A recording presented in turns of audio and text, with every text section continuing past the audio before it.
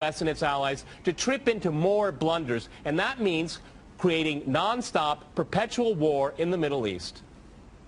Well, I'm going to make this interesting and disagree with everyone. Okay. I do not accept the premise, which probably isn't too much of a surprise, but nonetheless, I reject the premise that the whole point of the so-called war on terror or investing in the Mujahideen was to somehow fight terrorism or to make a better world. I would argue that if you really want to know what's happening with Middle Eastern policy, then you must read Oded Yanan's A Strategy for Israel in the 1980s. Now, in that document, which is pretty much being played out to a T right now and has been for many years, there were serious objectives for Israel. And Israel's main objectives were to expand and grow in line with the Greater Israel Project. And in order for it to do that, there would need to be an excuse to justify the expansion of Israel. And in order to do that, we would have to sow the seeds of sectarian hatred and violence in the region. The #1 target of this plan was Iraq. We've achieved that. That's not a failure. That's actually a success. Iraq is a failed state largely.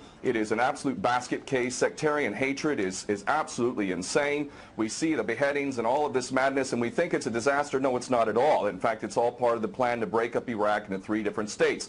When we look at Syria, we also find that the goal is once again the same thing: sow the seeds of sectarian hatred and basically turn that nation into a basket case.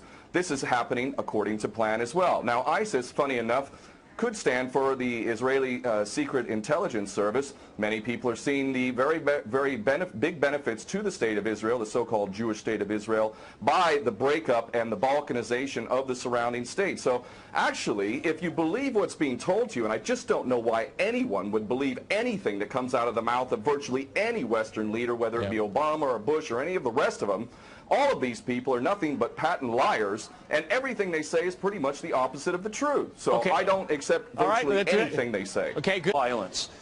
Barack Obama did not bite at the opportunity to get involved in Syria a year ago. In fact, at the time when he was ready to start bombing Assad, just about 13 months ago, and he backed off as soon as the first excuse came to mind. We've been supporting ISIS. There is absolute continuity between the policies of Iraq and breaking it up and breaking up Syria as well. It is beyond naive to suggest that the U.S. doesn't have its fingerprints all over ISIS. In fact,